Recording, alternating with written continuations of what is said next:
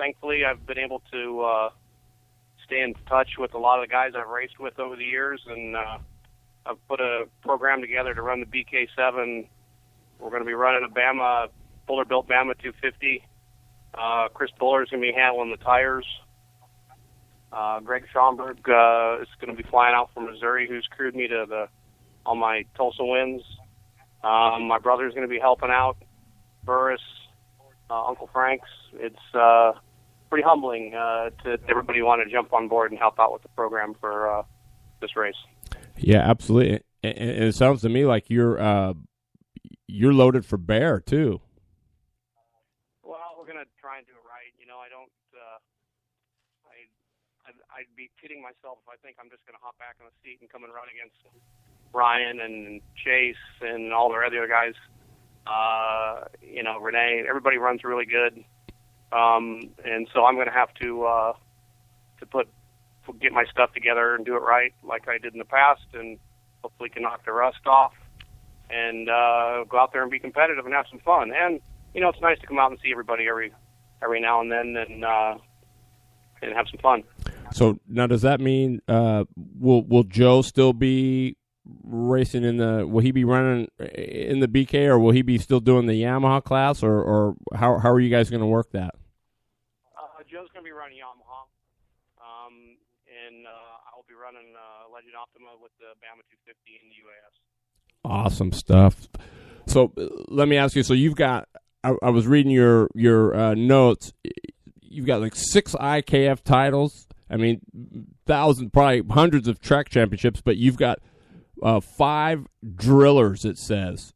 Can you let the listeners know a little bit more about what those drillers were and where they were at? The drillers were at the Tulsa Shootout. Tulsa Shootout used to have a really great kart program for many, many years, and went down there for the first time in 1998, built a kart here in the Pacific Northwest, took it there, and we were fortunate enough to run real well. I had a lot of really good notes from Ralph Woodard. And we were able to be real competitive that first year and came out away with a win. And we were running real good in a couple other classes, just had the mechanical. Well, I'm thinking 5, but you've won 5 drillers. I'm gonna guess those weren't by any stretch of the imagination easy to win. No, they weren't. 99 we made a really good tire call, fortunately, and 99 was much easier, I would say. But the year I won Yamaha in 02, Jamie Farrell and I kind of went at it for 20 laps, and then 2006 when we won my last time I was there, when we won the UAS race at Romochabrung, I had a great battle with Woodard and guy out of Ottawa. I don't remember his name right now. That a twin for the whole race, so there was no gimmies. Wow. And those of you that don't know, Ralph Woodard is considered probably a god when it comes to speedway racing. He's won more races than probably everybody combined, so he's definitely no joke. So now is this so you've got Buller doing the motors, you've got your tire guy too, is Buller doing the tires, and you got your old crew chief Schomburg coming back. So does this mean that Jason Gibbs going to be making a run after this, or is this just a one race shot? No, it's probably, at this point in time, Buddha was a friend, helped tune him to his one and only big win, and we'd like to go down. I've only raced the race once, the first year, and I got second through the B, and I'd like to just go try it, see what's going on, see how everything goes. Like I said, I don't, going and racing against these guys do this week in and week out, and I have no dreams of grandeur. This is going to be easy by any stretch of the imagination. I have a lot of respect for the guys that run up front, and I think it'll be fine as long as everybody goes and respects each other and races hard. It'll be good. Those guys run real good, and I don't take anything away from them. You talk about Chase, for example. I mean, he was a couple laps away from winning the whole championship a couple years ago, and that's not easy to do, especially coming from this side of the world. I think anybody that's ever traveled as much as I have, when you spend a lot of time racing in the Midwest, it makes you a whole lot better because it's not an easy tow back there, or you build a crate and send a car to go to the Tulsa shootout. It's so anybody that does that travel and stuff, I give them a lot of respect. Absolutely, but I would also have to probably chime in and say, you know, they probably shouldn't count the old man out either, should they? No, well, I don't. You know, I mean, some of these guys don't even know who the hell I am, I'm sure. And you know, I would. I'm probably old enough to be the majority of the guys in the race dad, minus Joe Stackman. But you know, I know when I've raced against Haddock more than once. You know, you go out there and you want to beat the old man, and you know, at the end of the day, like I said, hopefully everybody's going to have enough respect for each other and go out there and race hard, and at the end of the day, pop a beer and have a smile like we do when we're done mountain biking. Absolutely. Well, you know Doug Hugler, don't you? Do you know Doug? Coming out to the Oakwood races. Yeah, absolutely. Yeah, he's been around. I'll bet to say he's been around probably as long as you have, but just on the asphalt side.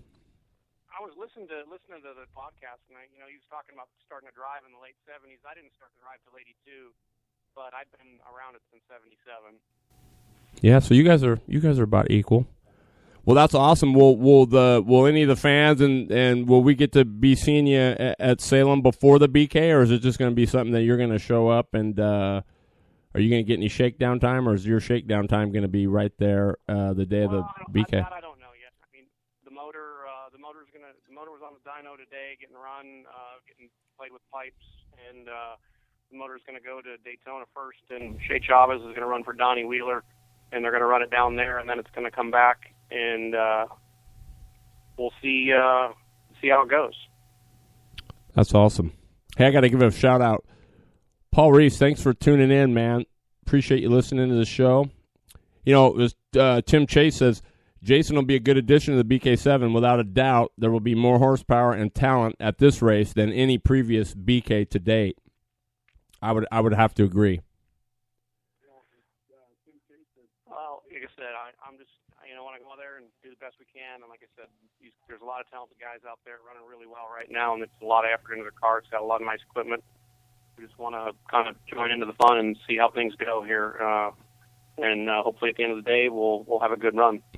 Absolutely. No doubt. I mean, you're definitely going to raise the bar there. So, well, listen, I appreciate you calling in, Jason Gibb. And I know. I'd like to give one big shout out to Joe Constance from Joe's Racing Products. He's another one that's helping out with this, and I couldn't be doing any of this without all the help from Buller Built, Joe's Racing Products, Burris, Gibb Fab, Uncle Frank's. It's these guys. If it wasn't for them, I'd be down there with an apron on again watching. So big thanks for all those guys, and it's kind of amazing to get all these guys together for a one-off event. They're good people, and I'm glad I'm still friends with them. Super deal. Very humbling. Absolutely. Well, thanks for calling in, Jason. I look forward to seeing you there at the BK, and I'm gonna. Don't forget, we've got an appointment to have you on, so stay tuned for that, and we'll get that squared away here real shortly. All right. All right. Thanks for having me on. Hey, thanks, man. Talk to you later. Okay. Bye. All right. So that's the big news. Jason Gibb going to be at the BK7. I think that's going to be a good deal. A Bama 250. I'm not 100% sure. There's so many things now. I know that they're making cases for the 250 and 450 stuff. Now there's a place you can get those. So, but I can rest assure you this much, that it will make some horsepower. So it's not going to be an easy run for anybody, but you wouldn't want it anywhere else. I know the Rocket, Ronnie Cox, says he's going to take that trophy home. But before we get out of here, I want to touch one thing for some of the Rotex guys there. You know, Doug, so this EVO thing, you say it's going to be a good thing. Is the couple questions I have are the horsepower numbers going to increase, and is this, in some ways, is this going to make it any less or more economical than what they've been dealing with in the past? Well, I mean, as far as the horsepower, it looks like, I mean, I've seen some dyno sheets from the existing engine package to the new Evo engine package, and it does look like as far as the horsepower range, it does look like the Evo package is going to be a little bit better. Now, that being said, it also looks like the cases, I know the new ones are black. The old cases and new cases looks like they're the same as far as, fitment and part number, how they're made. Cylinder looks the same. Inside head's the same. Outside head is basically, painted red. So it has a different part number as well. But I do not believe that there's any substantial difference as far as the hard parts of the motor goes. The pistons, they're already out. You can order the new pistons right now. And of course, with that new piston, the rod is slightly different to keep the balance the same. Crankshaft has been slip fit at the factory, so you don't have to have an engine builder do that. I know engine builders aren't supposed to be doing anything to these things, but we all know that's what happens when you let guys get in the motors. So, as far as getting a race prepped engine that we have currently, and the out of the box engine package, it looks like it may be competitive right out of the box this way. You're not going to have a super tuner there working with the carburetor on this. It's going to be a lot more drivability is going to be a lot better for you. We'll just have to wait and see if the upgrade kit actually upgrades the important parts to make the engine package that's currently in the field be competitive with, say, a new Evo engine package out of the box. So that means if you're what do I want to say? Does that mean your feelings, and I know this is just personal opinion, but does that mean you're going to have a boat anchor if you don't do these EVO upgrades? I'm not going to call it a boat anchor, but it would make a great doorstop. Yeah, if you're going to be competitive at any regional or national level, you're going to probably want a bare minimum get the upgrade done. Just by what I've been seeing as far as the dyno sheets, so it definitely looks like the upgrade may be better. I don't know. It's going to be we're going to just have to wait and see until we actually get something on my dyno to test engine for engine. And that's just the thing, because I don't know. Each dyno is different, is it not?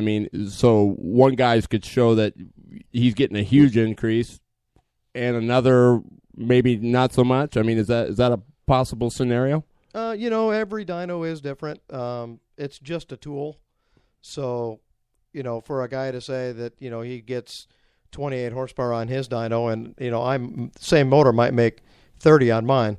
Does that mean that the motor runs better when it leaves my shop? No, it just means my dyno is, different than the other guy's dyno.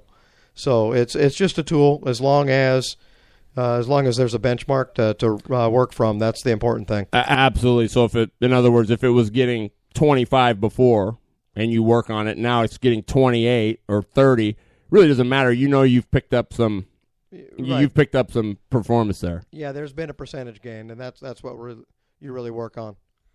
So now I noticed for some of the classes, like in junior, and I think maybe it was junior, there was really nothing, or was it the mini max? There really wasn't any improvements per se. You had to just there's no really upgrade kits for that. Is that true? Well, it looked to me like it's ignition. There's the ignition and the wiring harness that you get with all of them. I'd have to go back in my memory bank here to the carburetor as well. And then the seniors come with the exhaust valve and the wire harness for the exhaust valve. Well, and I would. I'm no expert, but I would think ignition could.